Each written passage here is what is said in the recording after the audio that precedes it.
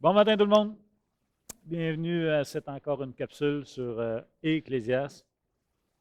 On a une grosse capsule, je ne suis pas sûr qu'il faut passer à travers, je ne veux pas aller trop vite non plus, là, mais ça se peut qu'on divise cette section de versets-là en deux. Mais avant, je vous lis un texte qu'il y a dans le livre de M. Romanski qui parle beaucoup. Écoutez bien ça. On avait pourtant cru qu'en donnant accès à l'instruction au plus grand nombre, on établirait un monde meilleur. Dans le film tiré du livre de Marcel Pagnol, La gloire de mon père, on voit Joseph, le père du petit Marcel, instituteur nouvellement nommé dans une école communale de Marseille, faire sa rentrée scolaire le 1er octobre 1900 et tenir à ses élèves le discours suivant. Mes chers enfants, nous sommes entrés dans un siècle fabuleux où les miracles, ceux nés de la science, seront quotidiens et apporteront de la joie aux plus pauvres, aux plus humbles. Les maisons auront le gaz, la lumière électrique, souvent même le téléphone. Oui, ce téléphone fera que d'ici on pourra parler, sans se déranger et sans crier à des personnes qui habitent Aubagne ou même Provence. Notre 20e siècle sera un très grand siècle. Le progrès est en marche. Bientôt, la machine exécutera les travaux les plus pénibles. Elle permettra sans doute de réduire à 10 heures la journée de travail et l'ouvrier aura un jour de repos par semaine. Et guidé et sauvé par l'instruction, chacun aura sa place dans un monde qui respectera tous les hommes. Les progrès techniques ont bien dépassé ce que le film présente comme les espérants du début du 20e siècle, mais l'instruction a-t-elle porté les fruits escomptés? C'est bon, hein? Il n'y a rien de nouveau sous le soleil, hein? Saviez-vous ça? Vous en avez déjà parlé? OK, on commence, hein? À y croire, ouais. Ecclésiaste chapitre 2, on est rendu au verset 4 à 11. On va lire à partir du verset 1. J'ai dit à mon cœur, allons, je t'éprouverai par la joie et tu goûteras le bonheur. Et voici, c'est encore là une vanité. J'ai dit du rire insensé et de la joie, à quoi sert-elle? J'ai résolu en mon cœur de livrer ma chair au vin, tandis que mon cœur me conduirait avec sagesse et de m'attacher à la folie jusqu'à ce que je voie ce qu'il est bon pour les fils de l'homme de faire sous les cieux pendant le nombre des jours de leur vie. J'exécutai de grands ouvrages, je me bâtis des maisons, je me plantai des vignes. Je me fis des jardins et des vergers, et j'y plantai des arbres fruitiers de toute espèce. Je me créai des étangs pour arroser la forêt où croissaient les arbres. J'achetai des serviteurs et des servantes, et j'eus leurs enfants nés dans la maison. Je possédai des troupeaux, des bœufs et des brebis, plus que tous ceux qui étaient avant moi dans Jérusalem. Je m'amassai de l'argent et de l'or, et les richesses des rois et des provinces. Je me procurai des chanteurs et des chanteuses, et les délices des fils de l'homme, des femmes en grand nombre. Je devins grand, plus grand que tous ceux qui étaient avant moi dans Jérusalem, et même ma sagesse demeura avec moi. Tout ce que mes yeux avaient désiré, je ne les ai point privés. Je n'ai refusé à mon cœur aucune joie, car mon cœur prenait plaisir à tout mon travail, et c'est la part qui m'en est revenue. Puis, j'ai considéré tous les ouvrages que mes mains avaient faits, et la peine que j'avais prise à les exécuter, et voici tout est vanité et poursuite du vent. Et il n'y a aucun avantage à tirer de ce qu'on fait sous le soleil. Donc, la semaine passée, on avait vu la première section, les sections sur la folie et la section sur le vin. Et là, on va parler de ce que la plupart d'entre nous carburent à différents degrés, vous allez me dire, le travail, les entreprises, les possessions, hein?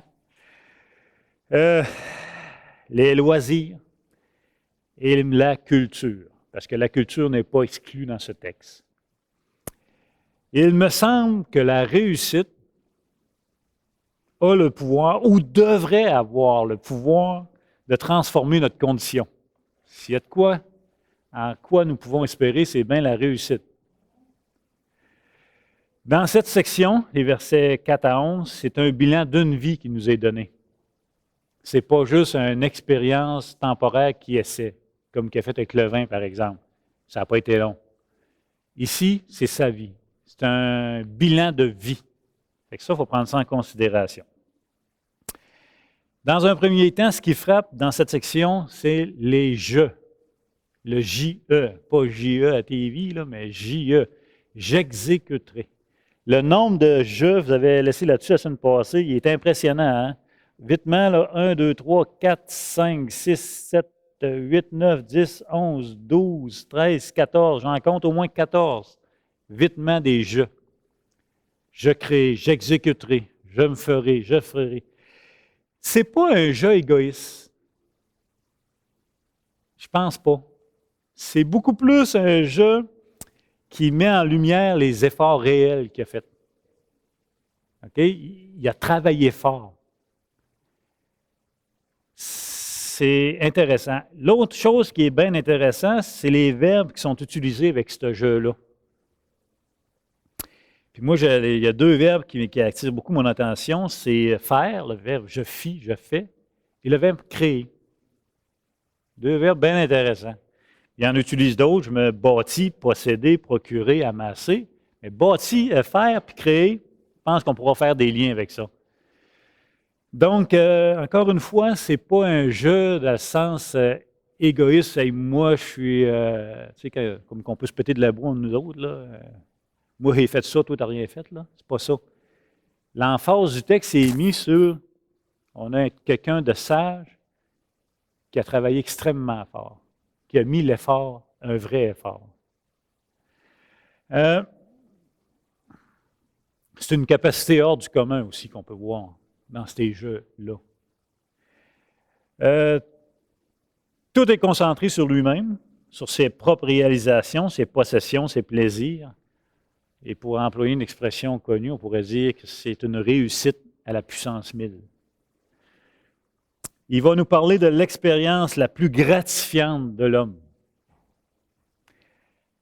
que l'homme peut réaliser sous le soleil, l'œuvre de nos mains. Il n'y a pas plus gratifiant que ça. Puis, cette section-là est indivisible, on va la diviser en 3 sections, ou en 3 phases. Les versets 4 à 6, c'est les grands travaux, les grands ouvrages qu'il a fait. Les versets 7 à 8a, on va parler de l'enrichissement, comment il est devenu riche. Et ensuite, c'est la jouissance. Versets 8 et 10, les jouissances qu'il en tire. Donc, c'est 3 phases. Maintenant, très important, ici, de comprendre un point.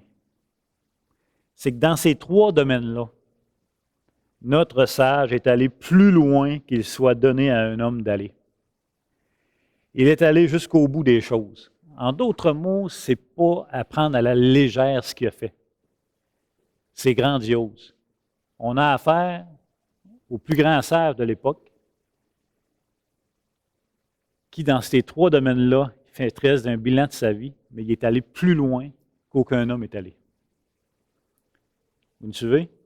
Et ça, c'est important. Il faut garder ça en mémoire quand on va étudier ce texte-là. Le verset 9, il nous dit qu'il est devenu grand, plus grand que tous ceux qui l'ont précédé.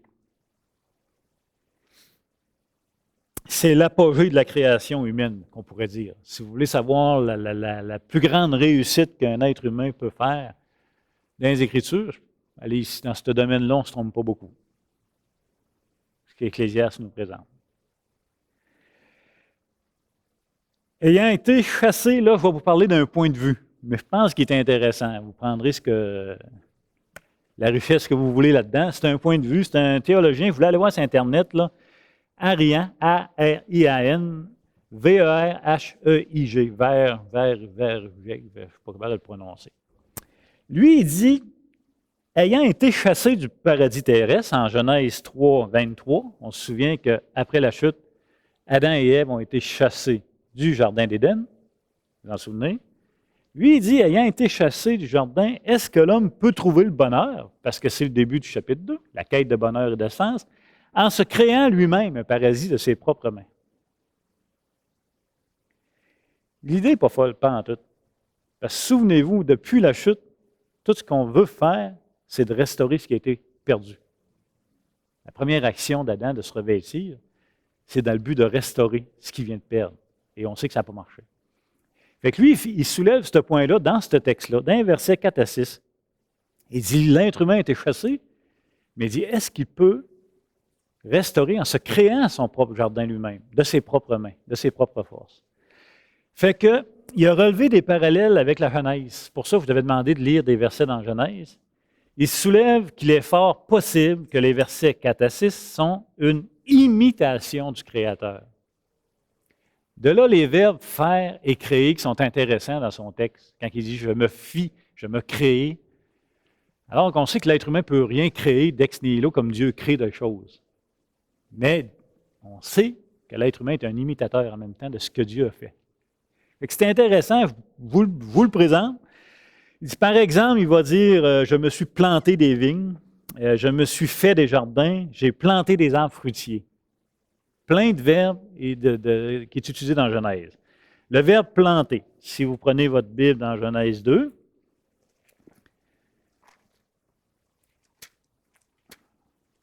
« 2:8 par exemple. Puis là, ça dépend de vos versions en plus. Là. Puis l'Éternel Dieu planta un jardin en Éden. Et dans le texte, il s'est planté. Il utilise le même verbe régulièrement. Il va parler aussi d'arbres fruitiers. Notre Coëlette, il s'est planté des arbres fruitiers de toutes les espèces. Il s'est fait un jardin plein d'arbres fruitiers. Ça nous rappelle quoi? Le jardin d'Éden. Vous avez ça dans Genèse 1, versets 11 à 12. Peut-être des textes, vous êtes familiers de toute façon. Puis Dieu dit que la terre produise la verdure, de l'herbe portant de la semence, des arbres fruitiers donnant du fruit selon leur espèce et ayant eux leur semence sur la terre. Et cela fut ainsi. La terre produisit de la verdure, de l'herbe portant de la semence selon son espèce, et des arbres donnant du fruit ayant en eux leur semence. Puis il y a un autre verset aussi qui en parle, verset 29. Donc il fait sortir ces points similaires-là. Il va parler aussi d'irriguer. Irriguer, Genèse 2, 6. Genèse 2, 6, mais une vapeur s'élève de la terre et arrosa toute la surface de la terre. Et Genèse 2, 10, un fleuve sortit d'Éden pour arroser le jardin et de là se divisait en 4 bras. Donc, irriguer, c'est le même thème. Intéressant quand même. Hein? Ensuite, l'expression forêt ou germe des arbres. Parce qu'il s'est fait comme une pépinière, notre Coëlette, ou germe des arbres. Le verbe germer, qui est aussi utilisé beaucoup dans Genèse, Genèse 2.9, je pense qu'on l'a lu. L'Éternel Dieu fit pousser du sol des arbres de toute espèce, agréables à voir et bon à manger, de l'arbre de la vie au milieu. Fit pousser, germer, c'est le même racine de mot encore une fois. Et le verbe faire, qui est extrêmement présent dans le texte des versets 4 à 6 et extrêmement présent dans la Genèse. Là, il y a plein de références, Dieu fit, etc.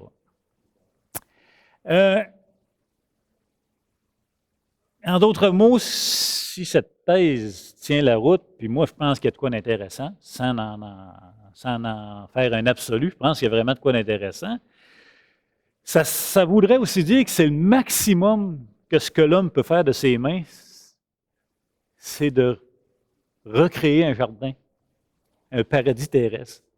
Ça serait le maximum qu'on pourrait imiter, tu comprends? Ça serait ça. Donc, c'est encore une fois, ça va être intéressant de voir son verdict sur ce qu'il a fait, puisque ça serait le maximum qu'on pourrait faire.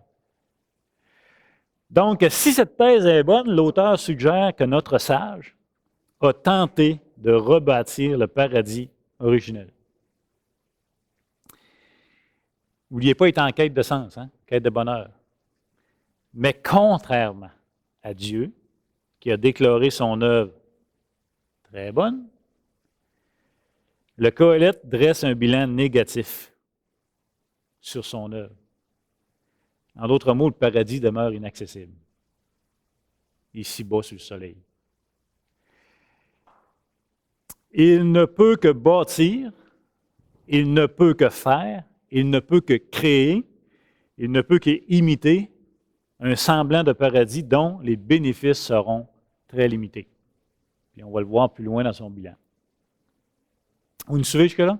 C'est un point de vue d'Ariane Vergic. Je voulais aller voir sur Internet là, Il a écrit dans une revue, c'est en anglais, là. Je ne lis aucun mot en anglais, là, donc je me suis fié beaucoup sur M. Romanski qui en faisait la note de cet auteur-là, mais je trouve ça bien intéressant. Donc, les versets 4, 5, 6, qui est la phase des grands travaux, il dit qu'il s'est fait des vergers. Ici, les vergers, c'est des enclos ou des parcs, des vignes. Il s'est fait des maisons. Il a planté des arbres fruitiers de toute espèce. Et je veux pas qu'on oublie l'architecture, l'art, ART. Pourquoi? Parce que il y a, dans cette philosophie de ce monde, certains qui véhiculent qu'on trouve notre sens de la vie seulement dans les arts et la culture. Ce n'est pas exclu de notre Qoéleth. Bâtir les maisons, on avait comme lecture les chapitres dans Un roi. Je ne sais pas si vous voyez l'architecture qu'il y a là-dedans quand ils bâtissent des maisons. C'est assez phénoménal. Ce n'est pas exclu d'architecture, tout ça. C'est plein d'art. Donc, il faut inclure l'art aussi là-dedans. Je me suis créé des étangs ou bassins pour arroser ou pour irriguer la forêt où croissent les arbres. Il s'agirait de la pépinière destinée à fournir les jeunes arbres au verger, ou sinon des arbres plantés pour fournir le bois pour ses constructions. Et là, je sais que quand on lit toute cette section-là, on pense à Salomon. Hein? Puis là, si vous avez une bonne mémoire, je vous ai dit que moi, je ne me prononçais pas si c'était Salomon qui a écrit Ecclésiaste ou pas. OK? Je ne dis pas que ce n'est pas Salomon qui l'a écrit. Je ne dis pas non plus que c'est lui. Mais une chose c'est certain, c'est qu'ici, on parle de Salomon dans cette section. Fait qu'il y a toujours deux possibilités. C'est soit Salomon qui a écrit Ecclésiaste, ou c'est soit que l'auteur, dont il s'est créé un personnage qui s'appelle le Qoéleth, lui fasse jouer le rôle de Salomon. Fait ici, on peut aller voir 1 Roi 7, 1 à 12. Parce que il faut prendre le temps de voir qu'est-ce qu'il a fait. Des détails un petit peu, avant d'arriver à son verdict de conclusion, puis de dire, ouais, c'est normal qu'il s'aille dessus. Tabarouette, c'est profond, c'est gros son affaire. Chapitre 7, on va lire les versets 1 à 12, une petite lecture un petit peu plus longue, mais ça vaut la peine. Il dit, Salomon bâtit encore sa maison, ce qui dura 13 ans. 13 ans. Fait que les petits versets 4 à 6 qu'on lit là, dans Ecclésiaste, chapitre 2, ce n'est pas une semaine. C'est des années, c'est une vie qui s'est passée là. Jusqu'à ce qu'il l'ait entièrement achevé. Il construisit d'abord la maison de la forêt du Liban, longue de 100 coudées, large de 50 coudées et haute de 30 coudées. Elle reposait sur 4 rangées de colonnes de cèdre. Il y avait des poutres de cèdre sur les colonnes. On couvrit de cèdre les chambres supportées par les colonnes et qui étaient au nombre de 45, 15, attends un peu, qui était au nombre de 45, 15 par étage. Il y avait 3 étages, ce n'est pas des petites bâtisses. À chacune d'elles se trouvaient des fenêtres les unes vis-à-vis les autres. Toutes les portes et tous les poteaux étaient formés de poutres en carré et à chacun des 3 étages, les ouvertures étaient les unes vis-à-vis les autres. Et fit le portique des colonnes, longues de 50 coudées et larges. Et là, vous avez tout. Sa maison, verset 8, d'habitation fut construite de la même manière. Donc, il y a plus qu'une maison. Dans une cour, derrière le portique. Il fit une maison de même genre que ce que le portique pour la fille de Pharaon.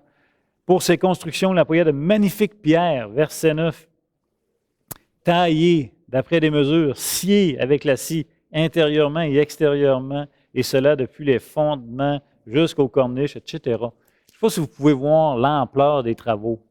Et l'art en passant, ART inclus. C'est gros. C'est une vie, là. C'est un processus. OK? Donc, quand il dit qu'il s'est fait des maisons ici dans le verset 4 à 6, des vergers, on peut faire ici une coloration avec ça. OK? Oui?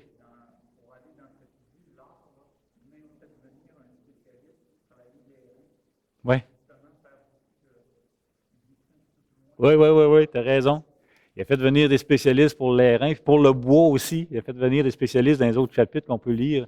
Donc, comprenez-vous que c'est gros? Donc, en quelques versets, on constate qu'il a fait de grands travaux. Les versets 4 à 6. Plus que nous tous en passant. Et lui-même appelle ça des grands ouvrages. Il s'est fait des maisons, des vignobles, des vergers, des pépinières, des systèmes d'irrigation. C'est quelque chose. Puis là, on parle d'une vie, là. C'est pas... tu sais, quand tu as le temps de te faire des vergers, puis de récolter, puis de ressemer, il se passe du temps, là. Donc, il ne faut pas passer à côté de ça ici, là. L'ampleur de ses travaux, il faut le constater. On parle d'une durée de temps importante. Il résume son bilan. Ses travaux de sa vie, c'est le bilan d'une vie. Après avoir entendu cela, si on me demandait à moi, puis toi, Luc, qu'est-ce que tu as bâti?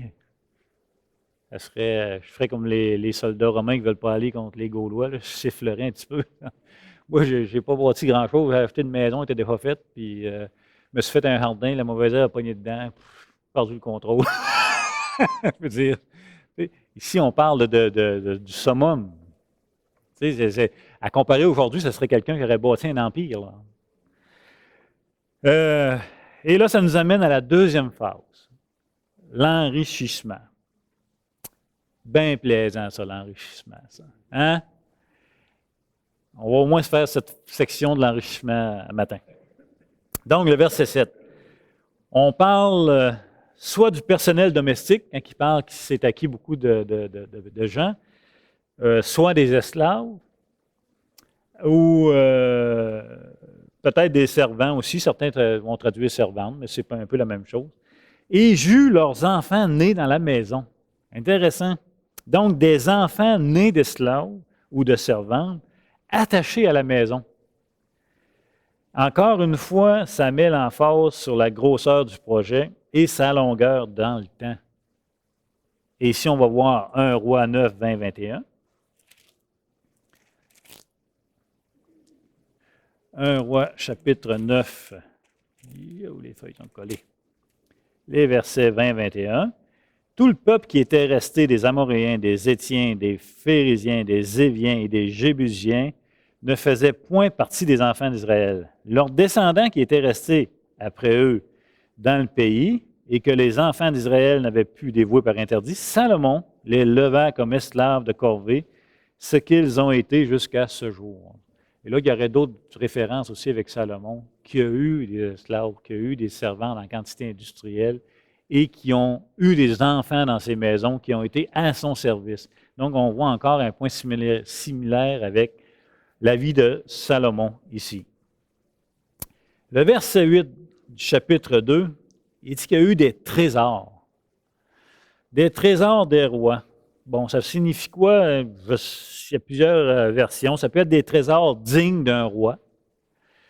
Ça peut être des trésors que seul un roi a le moyen de se procurer, ou des trésors apportés en présent en tant que tribut par des rois. OK? Fait qu'il y a plein de possibilités, mais on sait qu'il y en a reçu beaucoup. Et des provinces. Il souligne ici en plus, et des provinces. Province, ça met l'emphase qu'il s'agit de différents types de biens provenant de régions spécifiques. OK? Donc, dans ses possessions, dans son enrichissement, il a reçu plein de trésors, ou il s'est fait un trésor, et il semblerait que les provinces ont participé à son enrichissement par un tribut peut-être. Là, certains y voient une taxe là-dedans, une taxe de collecteur là, sur les provinces, comme d'impôts, si vous voulez. Un trésor, bien exactement la même affaire que Salomon. Des aromates, des pierres précieuses, de l'or, c'est sûr, du bois. Il y avait du bois qui n'était pas partout, du bois de cèdre, là, des bois de cimental qui venaient de certains provinces, de l'ivoire. On parle aussi de vêtements. On parle de métal, de forme d'acier, fait des armes. Tout ça peut faire partie de son enrichissement. Et encore une fois, ça vaut la peine d'aller voir 1 Roi 10, 2. Vous connaissez l'histoire de la reine de Séba. Donc, la reine de Séba a pris la renommée que possédait Salomon à la gloire de l'Éternel, et elle vint pour l'éprouver par des énigmes. Le verset 2. Elle arriva à Jérusalem avec une suite fort nombreuse et avec des chameaux portant des aromates de l'or en très grande quantité et des pierres précieuses. Elle se rendit auprès de Salomon et elle lui dit tout ce qu'elle avait dans le cœur. Puis là, Salomon était un roi dont d'autres rois allaient vers lui et l'enrichissaient. Puis c'était aussi un roi qui faisait des barganes. Vous vous souvenez qu'il a fait des marchés avec d'autres rois. Il dit, écoute, tu vas m'envoyer tes travailleurs, on va faire la paix, ils vont venir travailler. Il n'y a personne qui travaille le bois comme toi pour bâtir la maison de l'Éternel. On va échanger du bois. Salomon est en business et il s'enrichissait. Notre Qoélette dans Ecclésiaste chapitre 2 semble vivre exactement la même affaire. 10, le verset 12 du même chapitre, en 1 roi, verset 12. Le roi fit avec le bois de santal des balustrades pour la maison de l'Éternel et pour la maison du roi, et des harpes et des luttes pour les chantres. Il ne vint plus de ce bois de santal, et on n'en a plus vu jusqu'à ce jour. Il y avait du pif, Salomon, du bois précieux, et il s'est fait faire des instruments de musique. Et notre Qoélette, on voit qu'il y avait des chanteurs et des chanteuses à son service aussi. Encore là, il y a de l'art beaucoup là-dedans, et on voit encore des points de similitude avec Salomon. Et finalement, le verset 23, 1 roi 10, 23, le roi Salomon fut plus grand que tous les rois de la terre par les richesses et par la sagesse. Vous ne trouvez pas que ça ressemble beaucoup à notre Qoélette, ça? Plus sage que tous ceux qui ont précédé avant lui. Et notre Qoélette dit aussi qu'il est plus riche que tous ceux qui l'ont précédé. Encore une fois, est-ce que c'est Salomon qui l'a écrit? Je ne sais pas. Mais chose certaine, c'est que le personnage joue la vie de Salomon.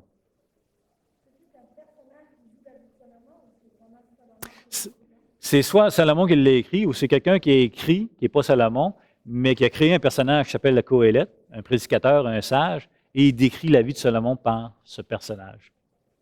C'est les deux points de vue, là. Le deuxième est moins écrit beaucoup, là. Tout le monde va tout de suite passer vite que c'est Salomon, mais ce n'est pas si clair non plus. Il y a des pépins des deux côtés, mais c'est comme je vous dis en début, je ne voulais pas m'embarquer là-dedans, de toute façon, je ne suis pas tant compétent pour vous éclairer là-dessus, mais je veux que vous sachiez qu'il y a deux points de vue. Salomon, il serait impliqué dans les deux points de vue. Oui, exactement. Puis dans les deux points de vue, ça ne change pas l'impact du livre sur notre étude. OK. Il est déjà moins quart. La semaine prochaine. Fait que là, on a vu les grands travaux. On a vu aussi son enrichissement. Même, il va parler qu'il a possédé des troupeaux de petits et de menus, de grands et de menus bétail, plus que tous ceux qui l'ont précédé. Des troupeaux, c'est de la richesse. Donc, le gars, il a fait des ouvrages incroyables qui reposent sur une vie. Gardez ça en mémoire, c'est pas rien. C'est des années et des années. Il a fait des vergers, planté des arbres fruitiers. Il a probablement tenté de recréer le paradis terrestre en imitant ce que Dieu avait fait. C'est un sage. Sa sagesse l'a accompagné. Il a fait ça d'une sobriété incroyable. Il a mis des efforts. Il s'est enrichi pour de vrai. Il est devenu plus riche que n'importe qui. Nous, on possède un petit peu de richesse et on flippe assez vite. Lui, il est devenu plus riche que quiconque avant lui. Sa sagesse l'a accompagné dans cette richesse, donc il n'a pas perdu les pédales avec sa richesse. La semaine prochaine, on va tomber dans la jouissance de son travail. Et on va faire la distinction entre la part qui lui est revenue immédiatement de tout son travail et son constat négatif de dire c'est encore là, dérisoire, décevant, poursuite du vent, tout ce qu'il a fait. La différence entre les deux, je vous invite à méditer là-dessus.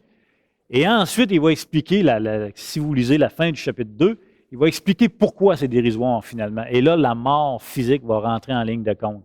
Et là, l'héritage va rentrer en ligne de compte. Il va nous amener sur plein de pistes de réflexion bien intéressantes. Fait que je n'ai pas de devoir de lecture vraiment. peut-être, je n'ai pas beaucoup, peut-être Proverbe 10, verset 7, va être plus mollo cette semaine. Proverbe 10, verset 7.